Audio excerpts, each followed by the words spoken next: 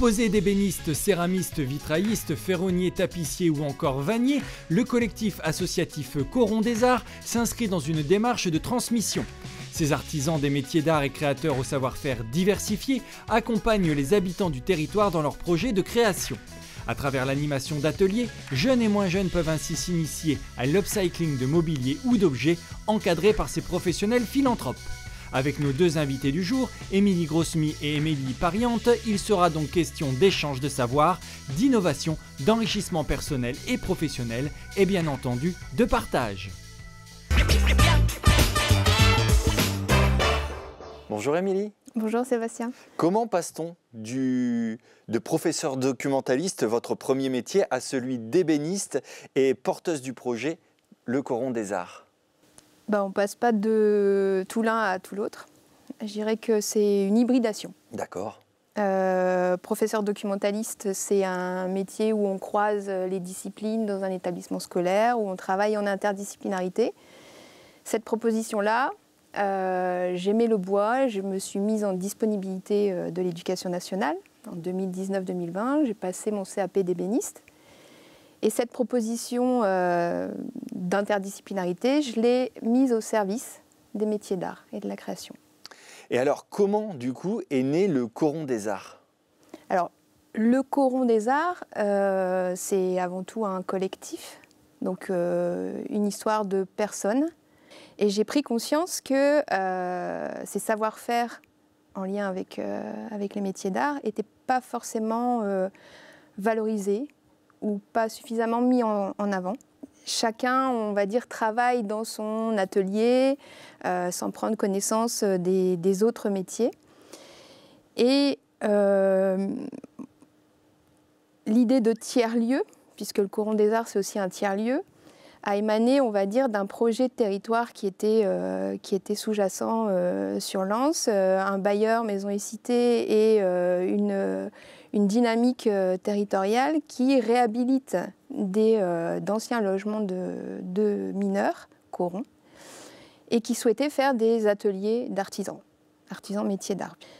Et donc, plutôt que de venir faire des ateliers cloisonnés, on a proposé d'insuffler une dynamique collective, en fait. Alors, ça déstabilise, mais en même temps, ça nous permet de voir un peu plus loin que le chacun pour soi, on va dire, dans son activité. Alors, justement, qu'est-ce que vous souhaitez apporter aux habitants du territoire à travers vos actions? C'est donner les moyens, en accompagnant, oui, et donc en partageant des savoir-faire. Alors, on organise des ateliers de restauration de meubles, par exemple, qui donnent les moyens aux habitants de venir restaurer leur mobilier, leur patrimoine, on va dire, mobilier, être sûr de réussir, parce qu'ils seront accompagnés et qu'ils auront un expert qui partagera avec eux. Dans le cadre des actions que vous menez, on vient de le dire, donc, mais particulièrement sur l'agglo et Nacarvin, vous travaillez avec des adultes, mais vous intervenez aussi beaucoup dans des établissements scolaires, et notamment dans les collèges d'Hénin-Beaumont. Quels sont justement les objets de ces interventions? L'idée, c'est encore une fois de remettre au devant de la scène c'est possible, donc la découverte métier. Et ce n'est pas seulement la découverte métier en disant comment faire ces formations, mais c'est aussi en prendre connaissance en travaillant la matière. Oui, d'accord. Oui. Donc, susciter l'envie aussi. Oui. D'accord. Et puis rappeler que ces métiers sont, on va dire pour une part, de l'apprentissage sur le long terme en faisant. Et donc faire, c'est aussi rater, recommencer. Et ils sont surpris parfois de la difficulté, je ne pensais pas que ça se faisait comme ça, ou je ne pensais pas que... Donc cette connaissance de la fabrication, ils ne l'ont pas forcément en tête, puisque tout est disponible facilement sans qu'on ait connaissance de la production, en fait. Donc c'est pour une part une redécouverte aussi des objets. D'accord. Alors vous étiez donc lors des Erasmus Day en compagnie de votre collègue ébéniste Éric Brelet en atelier justement avec les élèves en formation professionnelle section métal du lycée Sené. Il y a une belle histoire aussi parce que on va voir trois jeunes là qui vont travailler. C'est des jeunes qui n'étaient pas inconnus pour vous. Non, on a eu la surprise de les retrouver au lycée Sené. Le point de départ avec le lycée Senet, c'est cette notion de tiers-lieu. Et donc Virginie Flancard, la prof d'art appliqué, souhaitait travailler avec ses élèves sur cette notion de décloisonnement à l'intérieur de son établissement. Et donc dans l'établissement, elle réussit à faire tiers-lieu en décloisonnant les filières et les pratiques des uns et des autres. Et donc, avec le Coron des Arts et Eric, on est allé interroger la filière chaudronnerie pour croiser, à travers d'un objet cube, la matière acier et le bois. Et donc, effectivement, on a retrouvé Lénie et Antoine, qu'on avait croisés sur un projet autour des étincelles de la Sainte-Barbe en 2022. Ils étaient au collège. Ils se souvenaient de la machine, ils se souvenaient de nous, et ils ont, pour une part, été, on va dire, des assistants hors pair pour nous, puisqu'ils ont aussi amené cette machine-là auprès des autres élèves. Et puis aussi avec leurs collègues italiens, puisqu'il y avait aussi un lycée italien des métiers d'art qui était présent aussi ce jour-là. Bah oui. Alors c'est vrai que j'oublie le projet Erasmus Day, mais c'était en fait l'établissement est en lien avec un autre établissement métiers d'art en Sicile.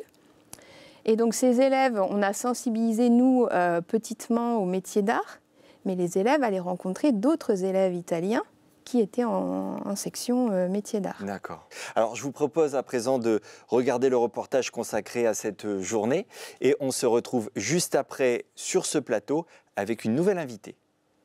Les Erasmus Day, ça permet de valoriser toutes les actions de mobilité qui sont mises en place dans les établissements scolaires. En l'occurrence, là, on a un lycée sicilien dans lequel je suis allée en observation et que j'ai associé à notre projet de travailler le bois et le métal. On a demandé au Coron des Arts de venir avec nous pendant ces journées-là. Encadrés par Émilie Grossemy et Éric Brelet, Lola, Léo et Antoine, élèves en section chaudronnerie, ont donc délaissé le fer et l'acier de leur atelier pour travailler le bois. Alors on a un projet entre notre classe et Eric et Émilie. Donc on crée des cubes quand on fait des projets comme là pour Erasmus. Et notre classe, elle fait une partie en métal, des cubes. Et une autre partie de la classe, comme nous trois, on fait le bois. On découpe les autres parties pour les cubes. Artisan ébéniste, Éric Brelet s'est investi dans le collectif Le Coron des Arts dans une démarche de transmission de son savoir-faire. En fait, c'est des gestes ancestraux. En fait. C'est important de pouvoir transmettre ces gestes pour peut-être aussi inciter le travail manuel, parce qu'on a tendance à le mettre de côté. Alors que je pense que les lycées professionnels, par exemple, je trouve ça important de mettre en valeur tous ces métiers d'artisans. Et le savoir-faire, le geste, la main est importante aussi. Concentrés et appliqués, Lola, Léo et Antoine ont pu apprendre avec Émilie et Éric les gestes de l'artisan ébéniste. Une expérience qui ne les a pas laissés indifférents. Déjà, c'est une filière que je voulais partir dans ça de base. Et à la maison, on travaille beaucoup du bois. Et travailler le bois, c'est plus fragile. Il faut être plus minutieux. Moi, je dirais c'est beaucoup de patience et pas prendre la confiance. Parce que quand on prend trop la confiance, on va trop vite et c'est là que ça va pas. Installé dans le patio du lycée pour permettre à un maximum d'élèves d'être sensibilisés à la démarche artisanale, l'atelier a permis à Éric Brelet d'y montrer d'autres pièces et techniques qu'il réalise dans le cadre professionnel. Une initiative qui a suscité l'intérêt des jeunes. Dans une classe, on va remarquer, il y a, on va dire, 7 personnes qui vont se détacher et qui vont être intéressées volontairement par déjà l'atelier. Ensuite, ils vont essayer l'outil. Ils vont faire un essai et sur les 7 qui restent, il y en a 3 qui vont être passionnés, par exemple, c'est une moyenne. C'est déjà satisfait en tant qu'artisan de motiver 3 jeunes qui ont envie peut-être plus tard de devenir artisans.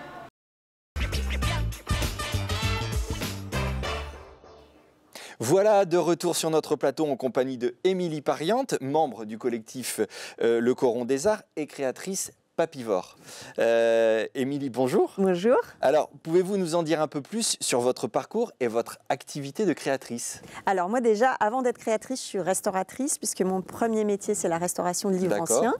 Donc je suis installée depuis 2003 et l'aspect création et créatrice papivore est arrivé plutôt vers 2010-2012 où j'ai créé ma marque, la Maison des Mille Papiers. D'accord. Et donc où je crée du coup des bijoux et des luminaires uniquement en papier. Ok.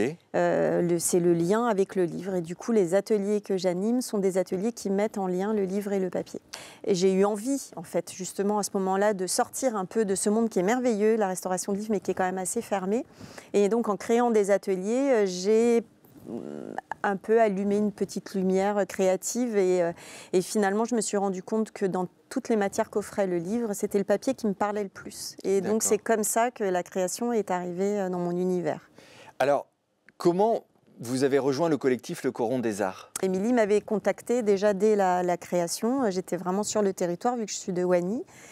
Donc je suivais de loin et puis petit à petit en fait je l'ai intégré parce que je suis de Wany, parce que je pense qu'en tant qu'artisan faire partie d'un collectif c'est important, ça permet de sortir de son atelier, de rencontrer d'autres artisans, ouvrir son réseau et donc la première chose c'était ça.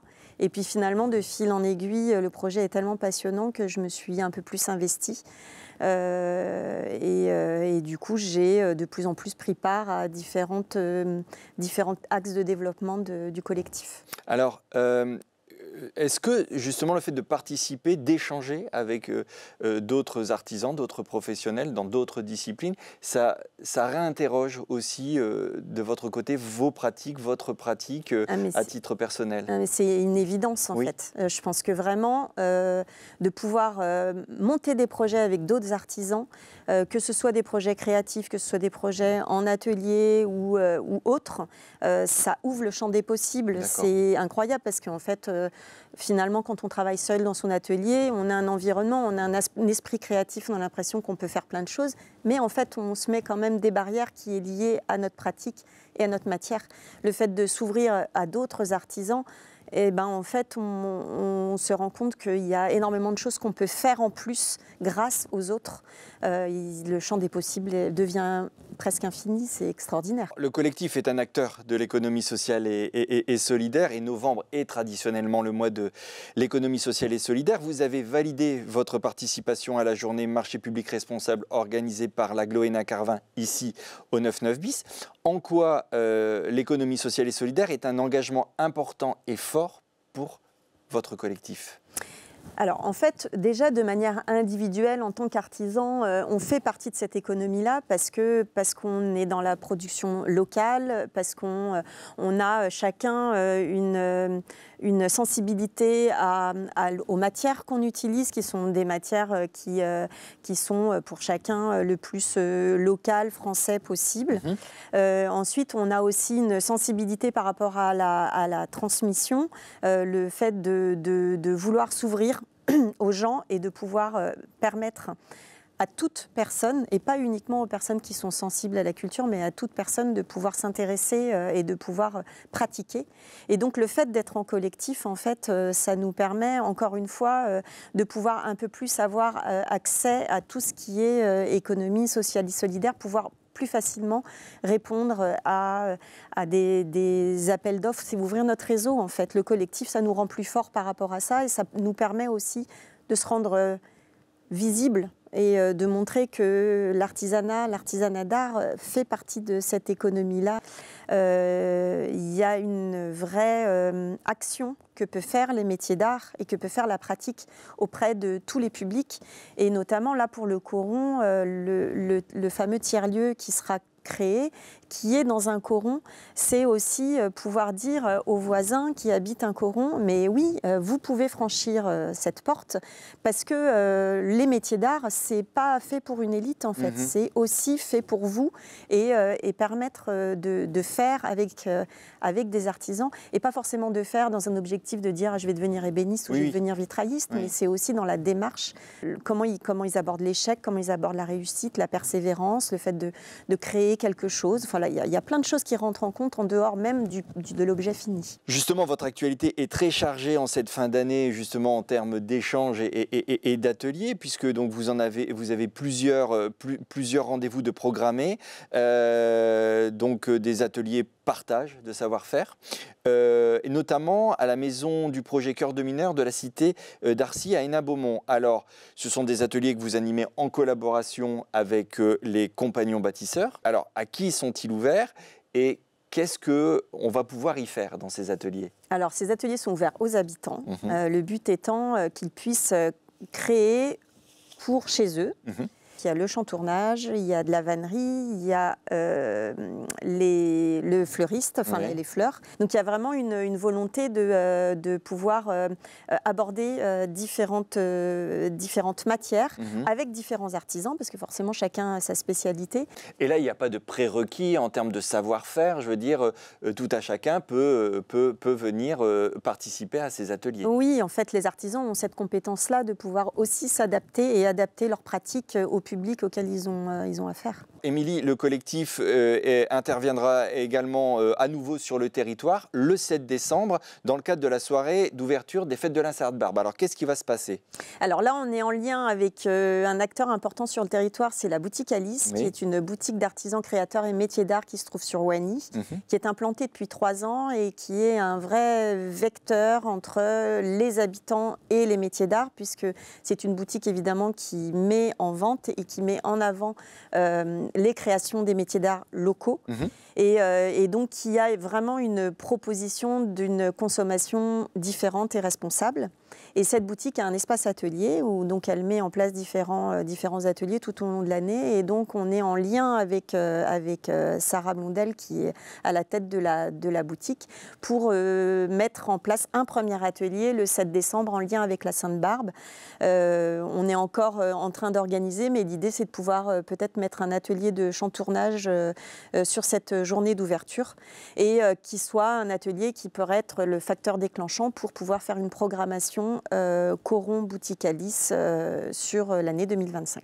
Donc bien sûr, on retrouvera l'ensemble des informations concernant les dates de ces ateliers sur notre émission. En tout cas, Émilie, merci beaucoup d'avoir accepté notre invitation et merci également à Émilie Grossemy qui était à votre place tout à l'heure pour nous avoir parlé avec autant d'enthousiasme de votre collectif. Merci. Et quant à nous, on se retrouve très vite pour un nouveau numéro dont vous en parle.